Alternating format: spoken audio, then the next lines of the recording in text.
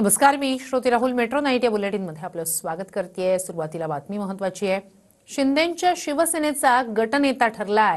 शिंदेंच्या शिवसेनेचे गटनेते म्हणून एकनाथ शिंदे यांची निवड झालेली आहे. उदय सामंत यांनी याबाबतचा ठराव मांडला, जो ठराव बैठकीत एकमतानं मंजूर करण्यात आला. मुख्यमंत्री शिंदे यांची हॉटेल ताजलँडमध्ये आमदारांसोबत बैठक झाली. या बैठकीतच हा ठराव मांडण्यात आला.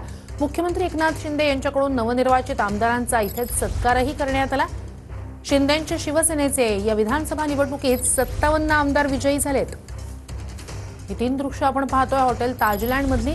एकीकडे याच बैठकीत आमदारांसोबतच्या एकनाथ शिंदे यांची गटनेतेपदी निवड करण्यात आली, ज्याचा ठराव उदय सामंत यांनी मांडला. दुसरीकडे निवडून आलेल्या सगळ्याच आमदारांचा सत्कार एकनाथ शिंदे यांच्याकडून करण्यात आला. हॉटेल ताजलँडमध्ये आमदारांसोबत पार पडलेली ही बैठक, ज्याला उपस्थित होते शिंदेंचे निवडून आलेले 57 आमदार. निवड करण्याचा जो ठराव मांडलेला आहे त्याला मी अनुमोदन देते. तरी आपण सर्वांनी हात वर करून एक मुद्दाने जय भवानी, जय भवानी. अधिकची माहिती या सगळ्या संदर्भात घेऊया आपले प्रतिनिधी गिरीश गायकवाड यांच्याकडून. गिरीश, निवडणूक निकालानंतरचं गटनेतेपदी निवड करणं एकनाथ शिंदे यांची झालेली आहे. आमदारांचा सत्कार सुद्धा त्यांच्या हस्ते झाला. काय नेमकं? नक्कीच आपण पाहतोय श्रुती, या ठिकाणी शिवसेना राष्ट्रीय कार्यकारिणीच्या निर्देशानुसार शिवसेना मुख्य नेते एकनाथ शिंदे यांच्या अध्यक्षतेत ही शिवसेना विधिमंडळ पक्षाची बैठक मुंबईच्या हॉटेल ताजलँड ग्रँड या ठिकाणी पार पडते आणि 4 ठराव या ठिकाणी मांडण्यात आलेले. त्यापैकी महाराष्ट्रातील 13 कोटी जनतेचे आभार मानण्यात आले. यानंतर पंतप्रधान नरेंद्र मोदीजी आणि केंद्रीय गृहमंत्री अमित शाह यांचं देखील अभिनंदन करण्यात आलं. दुसरा ठराव होता. त्यानंतर अभिनंदनाचा ठराव एकनाथ शिंदे याच्याबाबत ठेवण्यात आला. तिसरा ठराव होता.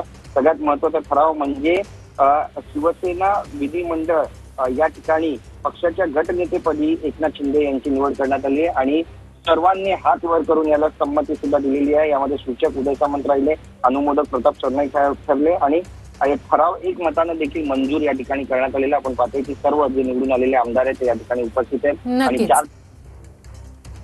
नक्कीच तुझाच धन्यवाद गिरीश, तुम्ही दिलेल्या संपूर्ण माहितीसाठी.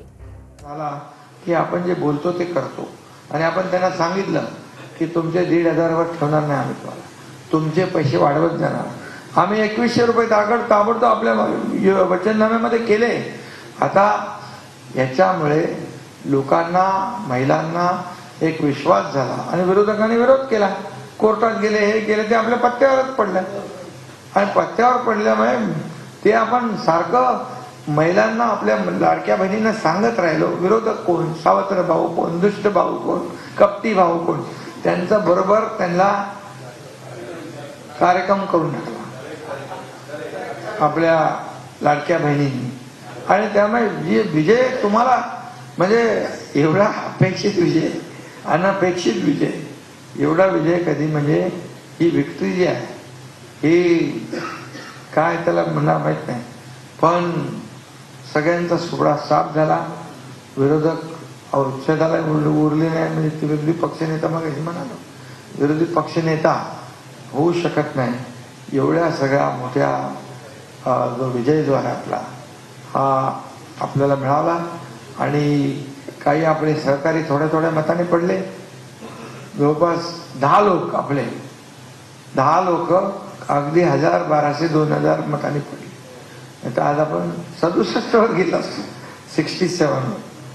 पण ठीक आहे, काही आपला जो निवडून येण्याचं जी स्ट्राईक रेट आहे तो जनतेने आपल्याला आशीर्वाद दिले आहे. आपल्याला हे आता उलट आपली जबाबदारी आणखी वाढलेली आहे आणि हे जे काही सगळं सुरू केलं आहे ते सुरू ठेवायचं आहे, आणखी वाढवायचं आहे त्याच्यामध्ये. आणि आपल्या प्रत्येक आमदार जे निवडून आलेले आहेत या सगळ्यांचं मी अभिनंदन करतो. मनापासून आपल्याला शुभेच्छा देतो. एवढंच सांगतो की आता मात्र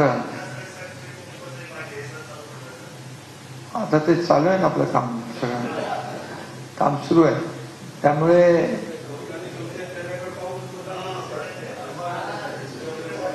आपण